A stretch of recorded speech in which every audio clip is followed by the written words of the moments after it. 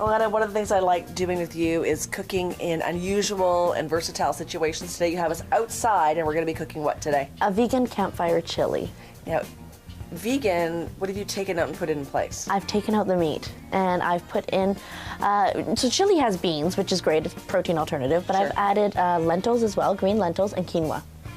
And you've made it so it's thick and hearty, and you may not even actually miss the meat. I love meat. You're not going to miss it because of all the different vegetables, textures, and flavors that go on in this chili. And it smells amazing already. I haven't even started cooking. If you want to grab that pot over there, I'm going to start chopping some garlic that we're going to need. So garlic, what are your main spices and flavors are happening in this particular? So right in front of the celery there, I've got my spices in there. And what we have is we've got some cumin, some coriander, a chili powder I go for, which is a mix of chilies and other spices. And then to that, I've also added a bit of smoked paprika and a bit of dry crushed chili flakes. It looks like you have almost a half a cup of spices, or a third of a cup of spices. It is a lot of spices. You do want all those strong flavors to help balance out the sweetness of the vegetables. Okay. I mean, we've got some yams and sweet potatoes in here, so a lot of natural sweetness going on, and you're not going to get that richness that the meat would normally give you. Okay, go ahead with that. So why are you putting yams? I would never put yams or sweet potatoes inside my chili. I like the texture of it. They're less starchy than a regular potato. Okay. And I did want that pop of sweetness is what I wanted. And so into the pot here we had the garlic go in.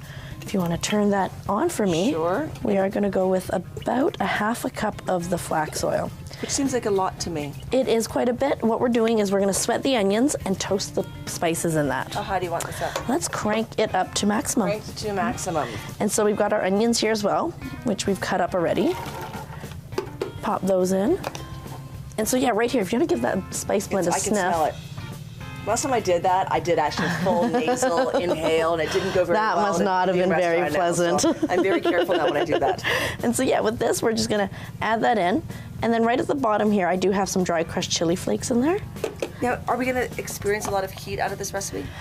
Yes, the recipe calls for 1 to 2 teaspoons of dry crushed chilies. 2 is going to be on the heavy side. Okay. 1 is a nice heat that I find to be nice. If you can't stand very much heat at all, but you do like chilies, start off with 1/4. I'm going to give this a stir here, and you can see how all that oil in there, the spices will absorb that. Completely absorbed it. Completely, and then you're going to get... show that to camera. Absolutely. That's so just like that. By the spices. It's completely absorbed, and you're going to let that sizzle away and saute just a little bit, a couple minutes here. And then next we do what? Next we will be adding some diced celery, green lentils, tomato paste, perfect, and green red quinoa. Lentils? Yes. Tomato paste? That's right, and I've got that in front of me here. And what else? And quinoa. Now you're putting everything in dry. Putting the lentils and the quinoa in dry, we're going to let the veg stock cook that through. Okay. And that cooks for how long? That's going to cook for about 15 to 20 minutes is what we want it to do. So here we go, everything's sizzling away in here. Let's imagine this has been cooked for 15 minutes. What happens next? And so if it's been cooked for 15 minutes, now what we're going to do is we are going to add a couple tablespoons of Worcestershire. Okay. Great smell. And now that Worcestershire is also going to, in replacement of that meat flavor, if you will, just a little bit of it. So you're almost pretending you've got that beefy sort of a little bit, even, that's right. Pork. And then it's also adding the acidity we need here as well. Okay. So veg stock goes in. Good. Comes up to a boil, simmer for 15 minutes. What we're gonna do is we are gonna add our black beans because they're pre-cooked. Okay. So when it comes to the black beans, you can soak your beans overnight yourself, cook them yourself, and use those. Can you use canned black beans? I was gonna say, or you can just use canned black beans. So when I make chili, I use red kidney beans. Black beans are a great alternative. Exactly. You've got so many different kind of beans you can add to it. Well. Can works well. That goes in. We would add our diced yams and diced sweet potatoes. So here is your yams. Now, if you're not a fan of yams, by all means use carrots. Okay. Okay, and that will give you sweetness as well. I might find it to be yams, sweet potatoes, same kind of thing for me. Exactly, because they are very similar. Yeah. And so that way you could substitute carrots. I've drained water. If you are going to pre-dice your sweet potatoes, they do go that dark gray color. Okay. Water helps keep them nice, bright, and yellow. Okay. Same with like potatoes, keep them a little bit. That's right. That's right. And so we're going to pop that in there as well. Okay. It's looking very hearty at this point. It is, and it's gonna come all together. Now with this here, we've got bell peppers going into this as well. So yeah, we would put our bell peppers in, let that cook down. What you're gonna notice is as the sweet potatoes cook, the chili is gonna thicken and naturally go. We're gonna add flax seeds as well. Okay. Flax seeds definitely help tighten this up. So if you really want to start getting that thick chili texture to it, you're looking at the flaxseed. You're looking at the flax seeds and the quinoa. As the quinoa cooks, it acts kind of like how ground beef will give you the little texture, little pebbles. Yeah. Quinoa and the lentils are going to do that as well. So once this goes for another 15 to 20, everything is softened up in there. What we do is I have canned tomatoes to add. So in goes all of the liquid, and then just put your hands in there and squish that up. Pull one of my 10-year-olds in for that one. To be honest, I really like this because it's more therapeutic than anything else. Cooking is therapeutic. So we're gonna drop those in. Therapeutic vegan chili. That's right. Got it. Yeah, this chili is gonna do wonders for you. That's it. And then once cook it up. If you take a look at this, does that not look like chili? That is a thick, solid chili. Beautiful. I like it. So you're gonna heat that back up? We're gonna heat that back up, and we're gonna serve it with a grilled corn and cilantro salsa. Are we gonna make that too? Yes, let's do that. Okay, let's do it. Okay, perfect. Let's take that chili off. On goes our pan, and into the pan is gonna go the flax oil. So we're gonna go with about a 1/4 cup of oil for the salsa. Perfect. And then we've got tomatoes that we will add to the pan. You can do that. There's your tomatoes. Thank you very much. And all it is grape tomatoes that I've quartered. Okay. And you have, looks like maybe 2 cups? Yes, exactly 2 cups worth. Okay. Which is just under 2 pints of uncut tomatoes. Okay. And then we'll add a pinch of salt to this. You're gonna get that going and sauteing. Let that get going, heat it up. Once that softens up, you are gonna notice the tomatoes break down a little bit. It becomes almost saucy looking. It does. Right, and then once it's saucy looking, you know that it's ready. Turn it off, and you add the rest of your ingredients. Good. So you can hear that sizzling going. You can, that's a good thing. That's a good thing. We're gonna let that sizzle. So you're simmering these, what are we chopping up next? Simmering these, let's chop up some cilantro that goes into it. And so I'm just gonna take a bunch of it right off like this, because I only want the leaves. So you're chopping those up. The difference between cilantro and Italian parsley, do you know the difference between the two? Intense flavor difference. Okay, completely different? Completely different.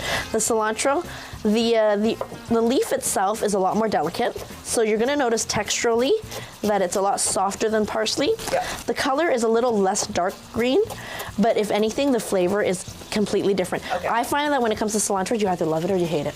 And I love it. And as a child, I used to hate it. Oh, really? Yeah. No, I love it. And maybe I didn't eat as a child, but I certainly love it as an adult. And so when it comes to the cilantro, you don't want to go too fine. You don't want to be bruising it too much. Okay. So you just gently run your knife through a couple times like this, and then that's ready to go. I will also take a jalapeno.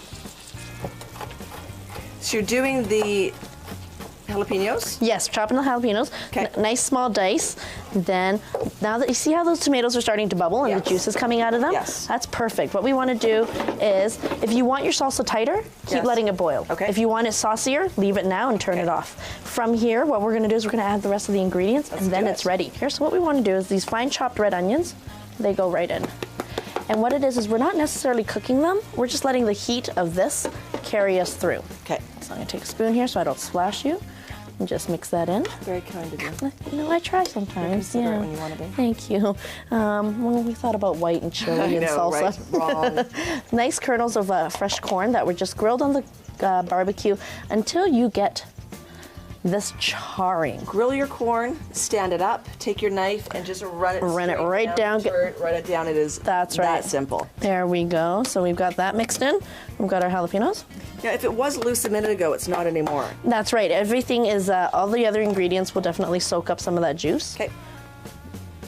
And then I will cut in the juice of, now the lime is going to depend on how acidic you like it. If you like it really sour, a good zing, we're going to go with 1.5 then. Okay. If you like even more zing, we'll go with 2. Okay. But start with 1 and see how you think. And now, mind you, these limes aren't the juiciest either, so we might just use all 4 of them.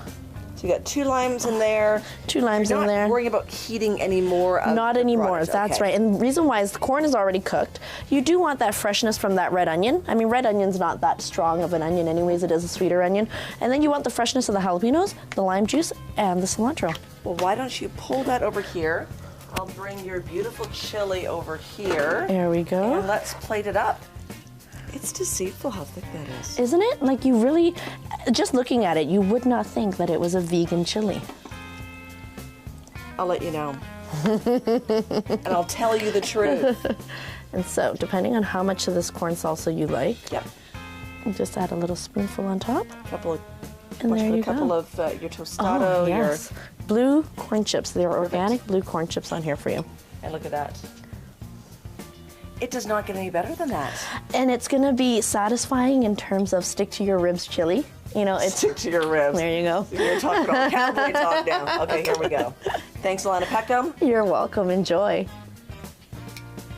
Always amazing. This recipe and more on your website and mine. Alligga.com. Absolutely. You hold that for a sec? Yes. I'm going to let everybody know that dinner's ready.